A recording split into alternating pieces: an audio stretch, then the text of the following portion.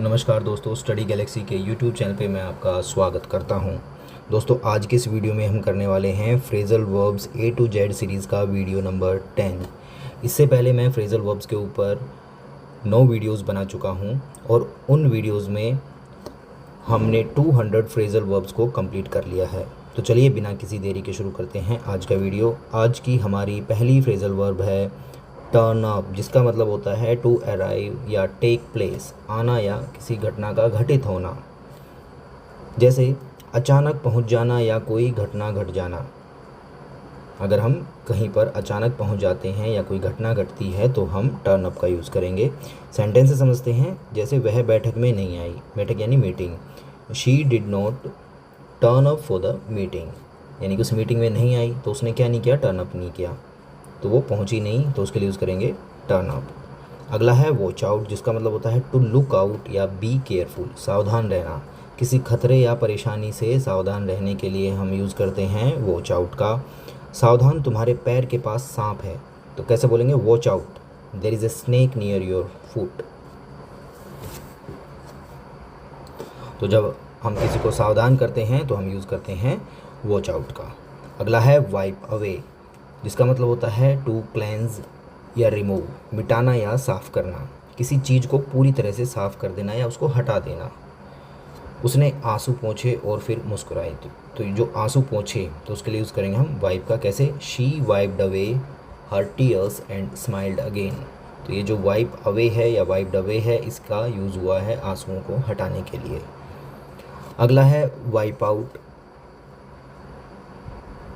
जिसका मतलब होता है टू डिस्ट्रॉय कम्प्लीटली। अब देखिए थोड़ा सा फ़र्क है, यहाँ पर अवे का यूज़ हुआ था जो बता रहा था किसी को साफ़ करना, लेकिन यहाँ पर आउट का यूज़ हुआ है वाइप के साथ जो बता रहा है टू डिस्ट्रॉय कम्प्लीटली।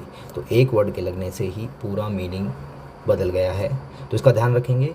तो वाइप आउट का मतलब हुआ पूरी तरह से नष्ट कर देना, किसी चीज़ को पूरी तरह मिटा देना या समाप्त कर देना। सेंटेंस से समझते हैं। बाढ़ ने पूरे गांव को नष्ट कर दिया, उसको एकदम तबाह कर दिया। तो the flood wiped out the entire village. तो ये जो वाइप्ड आउट है यानी कि उसको कंप्लीटली डिस्ट्रॉय कर दिया। अगला है वाइंड अप। वाइंड अप का मतलब होता है to bring to an end, समाप्त कर देना, किसी कार्य या कार्यक्रम को समाप्त करना। जैसे अब मीटिंग समाप्त करें तो कैसे बोलेंगे, let's wind up the meeting now. हम किसी कार्यक्रम को या काम को समाप्त कर देते हैं तो यूज करेंगे वाइंड अप का। अगला है वर्कआउट, जिसका मतलब होता है टू सोल्व द प्रॉब्लम, हल निकालना। ठीक है, और इसका यूज एक्सरसाइज करने के लिए भी यूज किया जाता है वर्कआउट का। जैसे किसी कठिन समस्या या स्थिति का समाधान करना, हमने अंततः इसे ठीक करने की योजना बना ली। ठीक है, तो ये जो प्रॉब्लम है इसका सॉल्यूशन निकल गया है, तो उसके ऊपर हमने क्या किया, वर्कआउट किया। तो we finally worked out a plan to fix it. तो वर्कआउट का मतलब टू सोल्व द प्रॉब्लम। अगला है वर्क अप, जिसका मतलब होता है टू इंसाइट या इंस्टिगेट, उकसाना या किसी चीज को भड़का देना, किसी भावना या स्थिति को उकसाना या भड़काना। भाषण ने गुस्साई भीड़ को भड़का दिया, यानी कि वो गुस्साई भीड़ थी उसको और ज्यादा गुस्सा कर दिया। The speech worked up the angry crowd. तो ये जो वर्कड अप है इसका मतलब क्या हुआ कि जो स्पीच था उसने उस भीड़ को भड़काने का या उकसाने का काम किया। तो वर्कअप का मतलब टू इंसाइट या इंस्टिगेट। अगला है वर्क अपॉन, जिसका मतलब होता है टू इन्फ्लुएंस या प्रभाव डालना, किसी व्यक्ति या समूह को प्रभावित करने की कोशिश करना। तो जब हम किसी व्यक्ति या समूह को प्रभावित करते हैं तो यूज करते हैं वर्क अपॉन का। कैसे, जैसे टीचर ने छात्रों पर अधिक मेहनत करने का प्रभाव डाला। The teacher worked upon the students to study harder. तो ये जो वर्क अपॉन है या वर्कड अपॉन है, ये क्या बता रहा है कि टीचर ने उनको इन्फ्लुएंस किया जिससे कि वो और अधिक पढ़ सकें। अगला है get the hang of something, to learn about, समझ लेना, किसी नई चीज को सीखना या समझना, उसके लिए यूज करेंगे gate the hang of something. आखिरकार मैंने ड्राइविंग सीख ली, तो उसने ड्राइविंग सीखी है तो कैसे बोलेंगे, I finally got the hang of driving. ठीक है, तो समथिंग के लिए यहाँ पर क्या यूज हुआ है, ड्राइविंग का यूज हुआ है।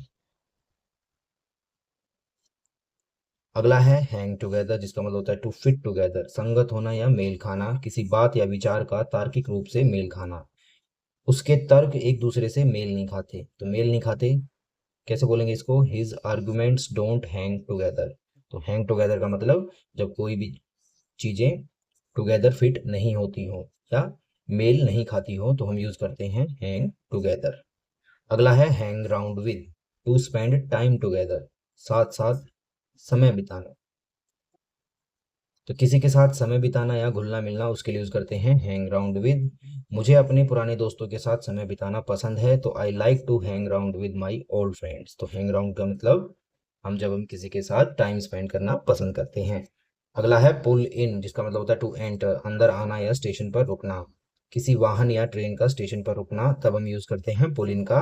कैसे, ट्रेन प्लेटफॉर्म नंबर 5 पर रुकी, तो कैसे बोलेंगे, the train pulled in at platform number 5। तो ये जो पुल्ड इन है, ट्रेन का स्टेशन के ऊपर रुकना दर्शा रहा है। तो पुल इन का मतलब टू एंटर या स्टेशन पर रुकना। अगला है सेट टू बी डिटरमाइंड, दृढ़ निश्चयी होना, किसी कार्य को पूरा करने का दृढ़ निश्चय करना। उसने समय पर प्रोजेक्ट पूरा करने का निश्चय किया, तो क्या यूज करेंगे, she set to finish the project on time. तो सेट टू मतलब टू बी डिटरमाइंड, दृढ़ निश्चय कर लेना। अगला है ब्रेक विद, जिसका मतलब होता है टू अबेंडन ट्रेडिशंस और कस्टम्स, परंपराओं को तोड़ना, पुरानी रीतियों या परंपराओं को त्याग देना, उसके लिए यूज करेंगे break with. The new generation wants to break with old customs, नई पीढ़ी पुरानी परंपराओं को तोड़ना चाहती है, तो यूज करेंगे ब्रेक ब्रेक विद। तो दोस्तों, आपको ये वीडियो कैसा लगा? अगर आपको वीडियो पसंद आया तो इस वीडियो को लाइक कीजिएगा और शेयर भी कीजिएगा और हमारे चैनल को सब्सक्राइब कीजिएगा। मिलते हैं अगले वीडियो में, तब तक के लिए जय हिंद।